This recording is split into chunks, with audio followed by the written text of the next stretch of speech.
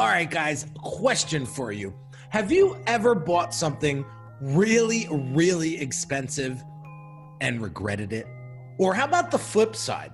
Have you ever not bought something that was a little pricey and wound up regretting that? In this episode, guys, I want to share with you a great friend of mine who is an expert when it comes to buying really expensive things. And we're going to share with you some of the thought process that should go behind making these big investments and making sure that they are a right fit for your life and business.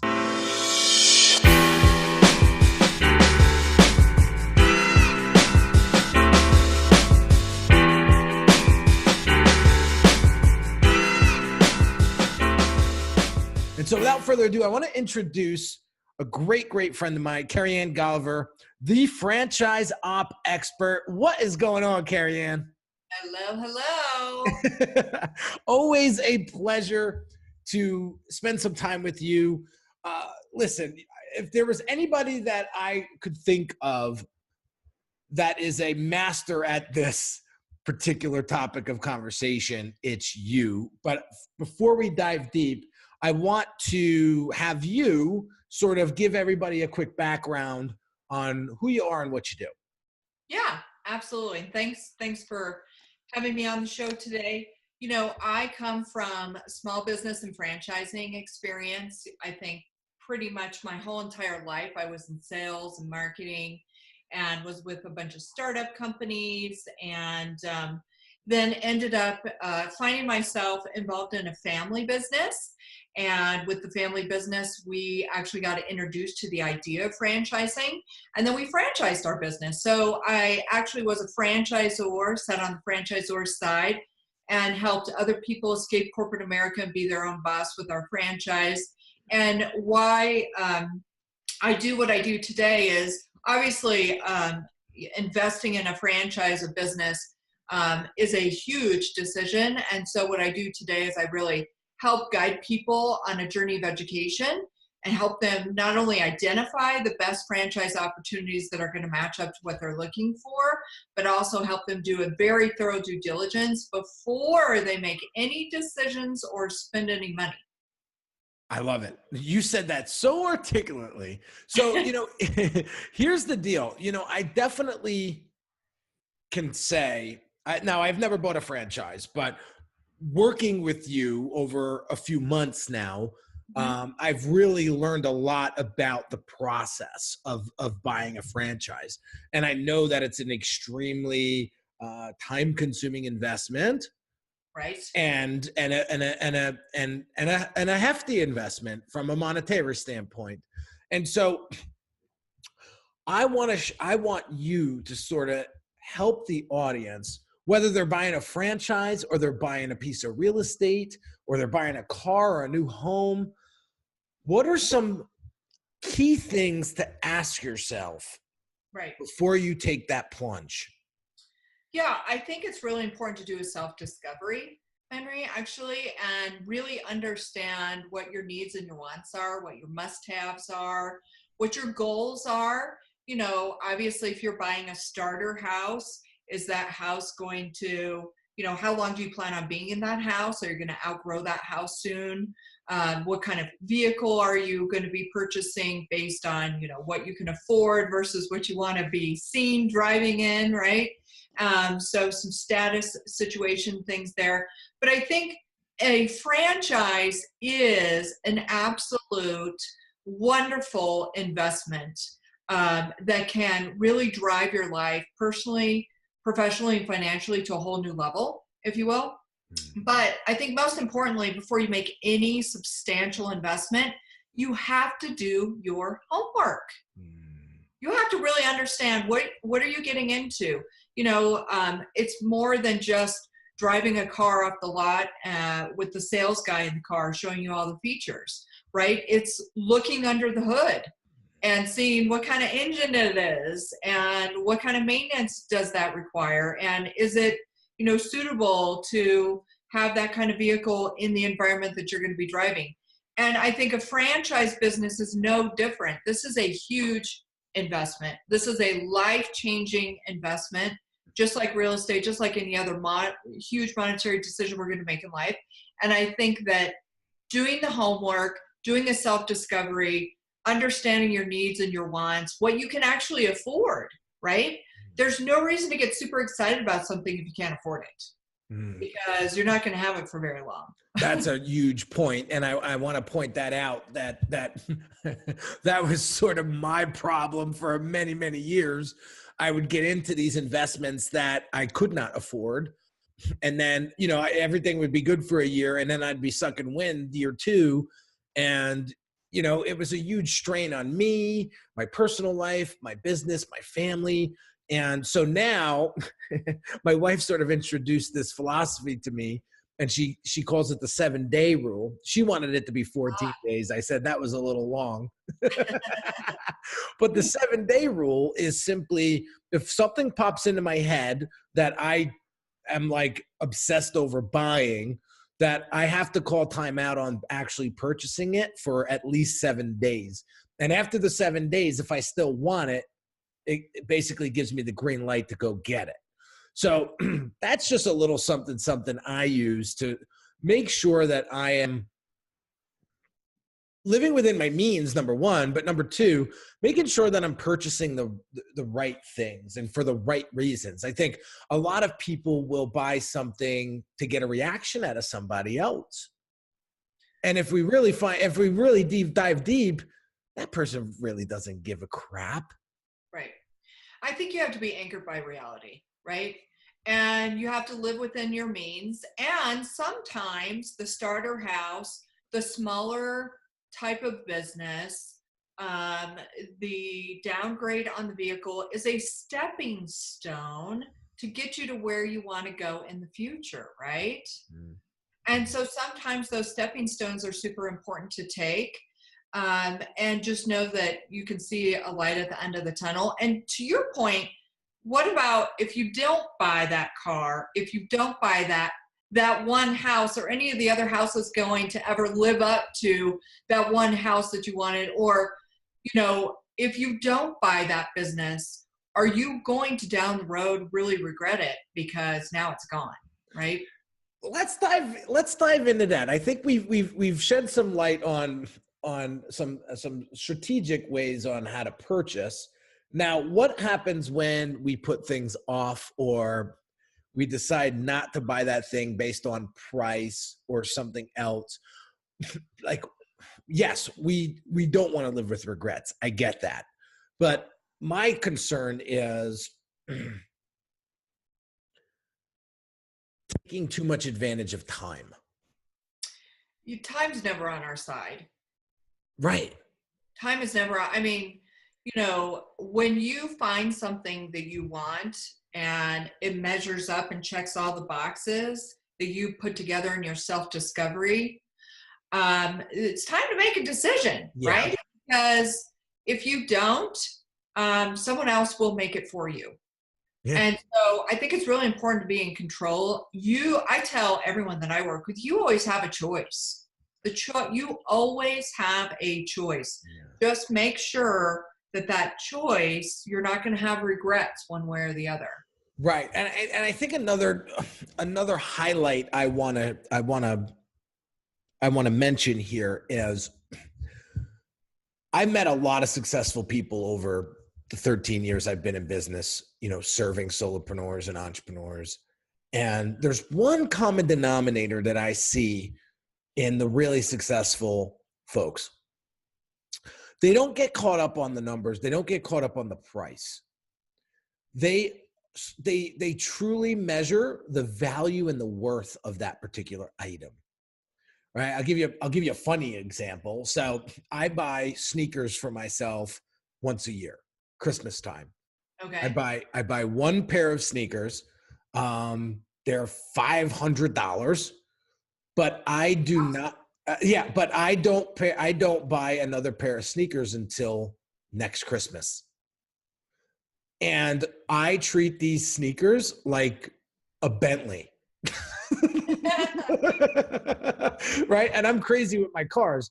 but like, I make sure that I only wear a certain sneaker. If it's a certain type of climate out, I won't wear those. Right. And but here's the thing. I get a year's worth out of that item. Right. Okay.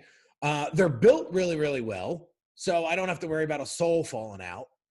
And so if I did the math, $500 divided by 365 days, you do the math. I'm not that great at math, but I look at that's the ROI that I get on these sneakers. Yeah. And just these super successful people, they're not worried about the price so much.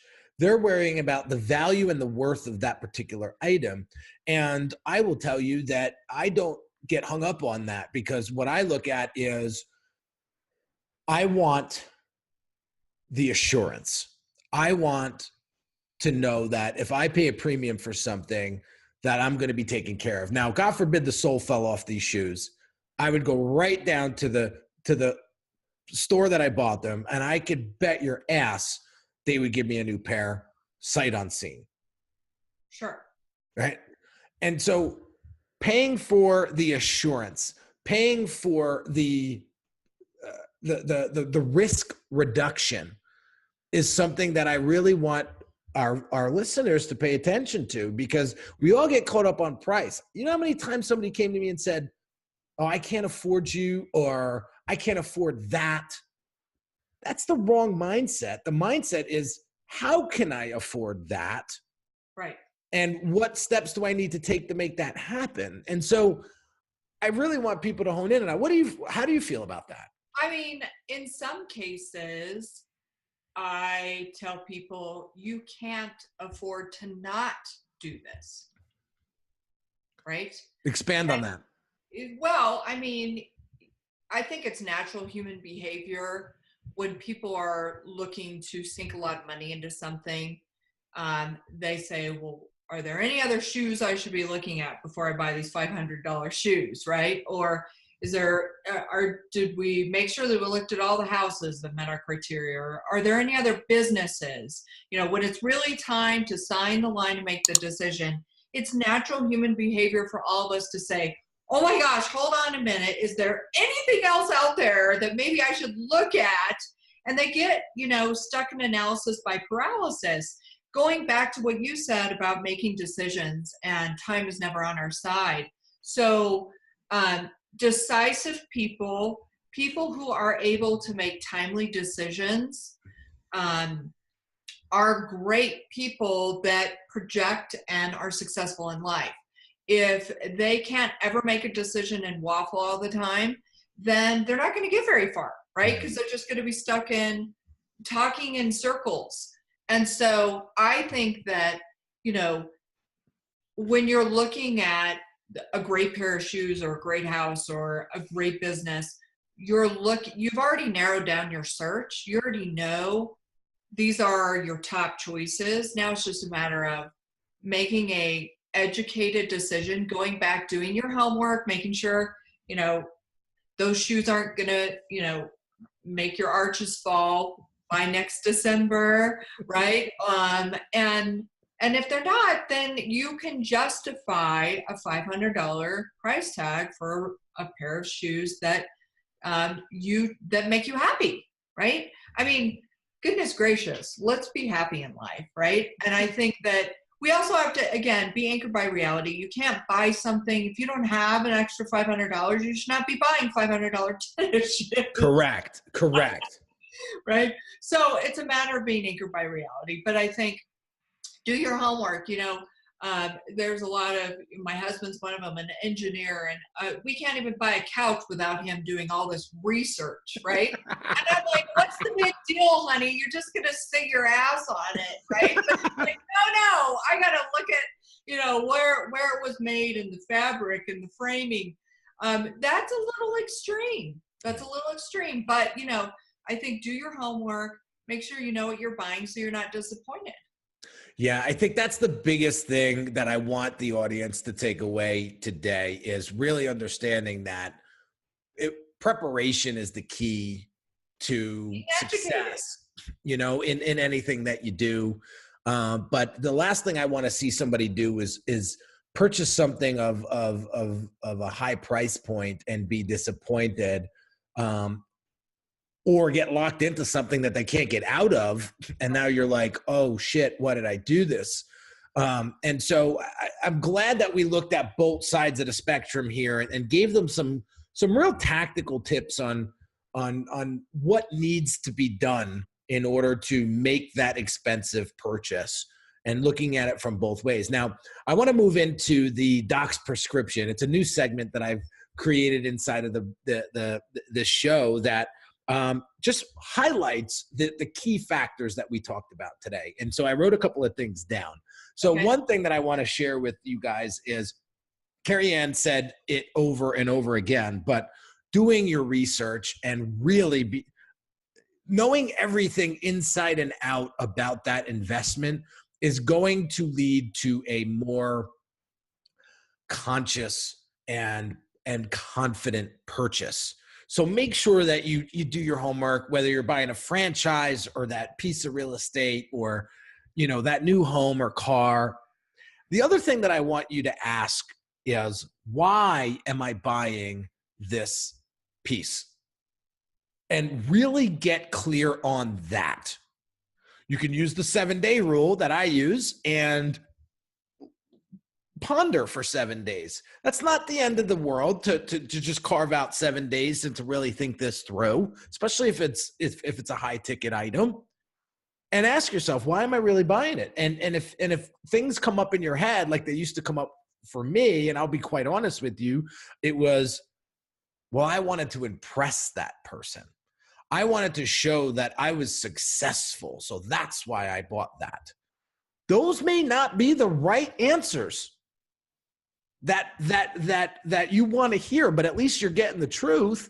And if those things do show up, like when those things show up for me now, I typically don't buy that piece because I'm not buying it for me, I'm buying it for somebody else.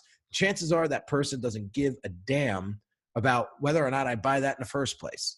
So pay attention to why you're actually buying something. And then the last but not least is, in order to not regret a expensive purchase, pay attention to, again, the worth and the value of that particular piece. Don't get so caught up on the price, but is it actually worth you purchasing that piece? And are you going to get the value out of it that you want to get out of it? And if the answer is yes, then you made a really, really awesome choice. So I wanted to leave you guys with that. That's going to really help you really purchase those expensive things in the future to make sure that you're not spending frivolously and you're not spending on things that you can't afford or you shouldn't be buying. Now, we have a question of the day, and I get tons of questions. For those folks who have questions for me, feel free to DM me, email me, PM me. Any questions that you want featured on this show, I'd be happy to feature you and the question. But today's question is this, and I would love to get your feedback, Carrie Ann, is, should we wait for our website and products to be ready in order to begin marketing our business? And I will share with you this. The answer is absolutely no.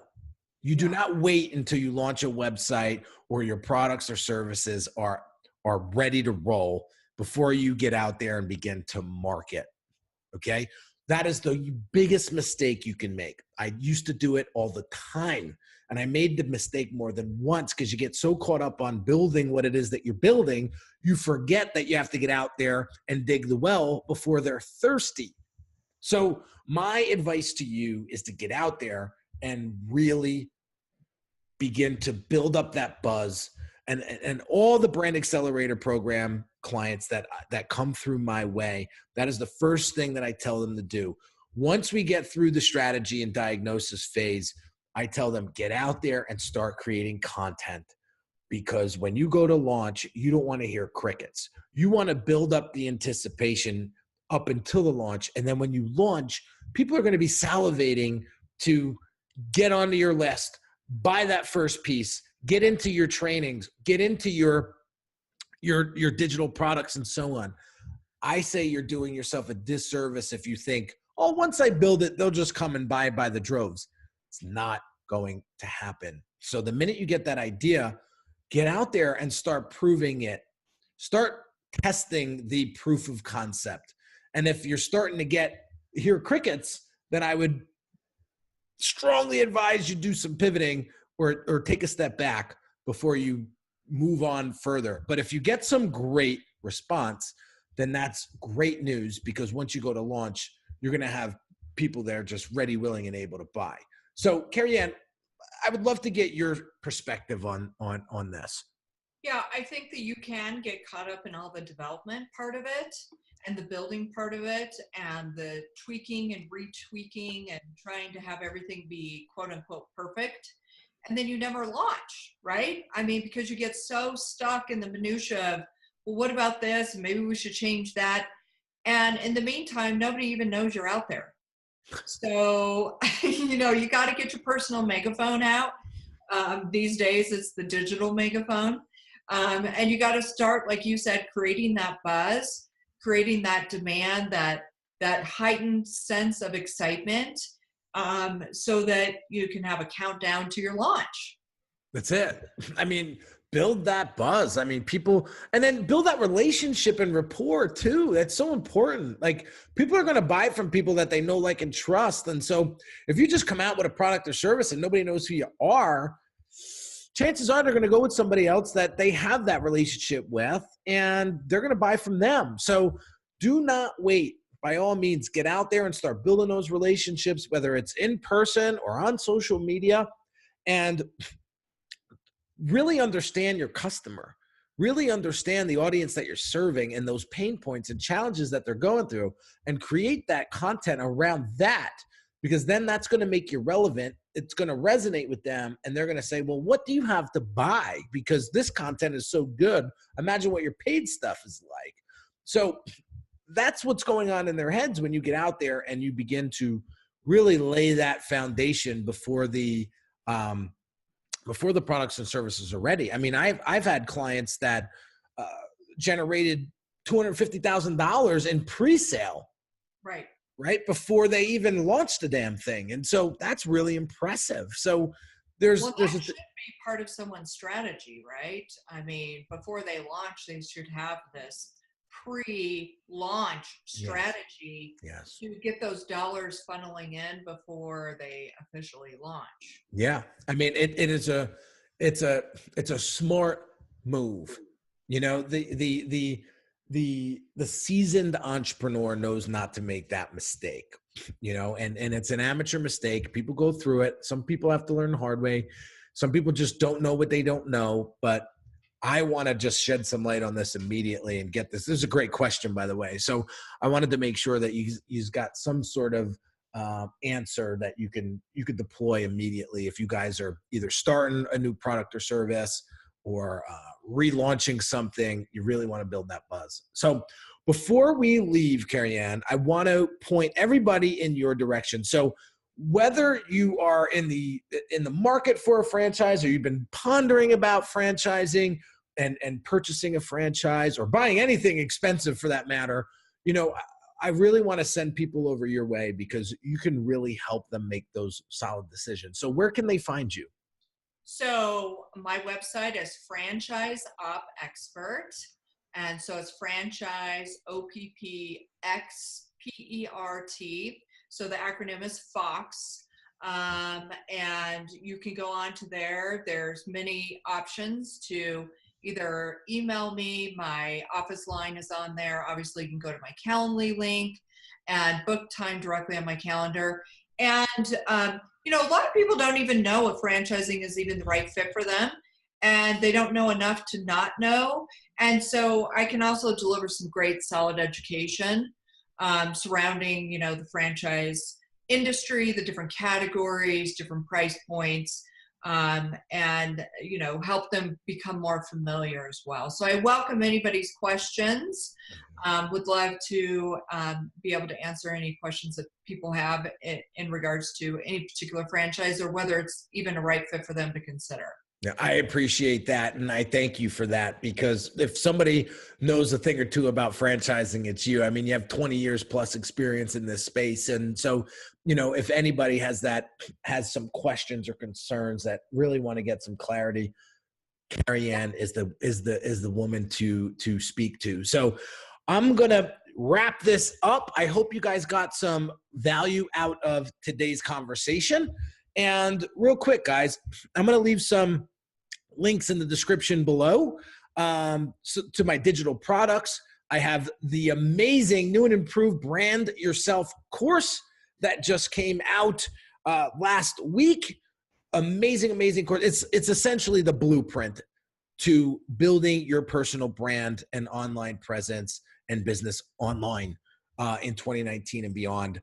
Definitely go and check that out. It is well worth the investment. I basically took 3.5 years, I had 13 years of experience and jammed it into a 4-hour course. And I know you're going to get some amazing value out of that. Now, last but not least, if you haven't left a written review on iTunes yet, head over to the Brand Doctor podcast and write a quick little written review for me. That would be amazing. And that's about it. So have an amazing day. And I will catch you on the next episode real soon. Take care. Bye-bye.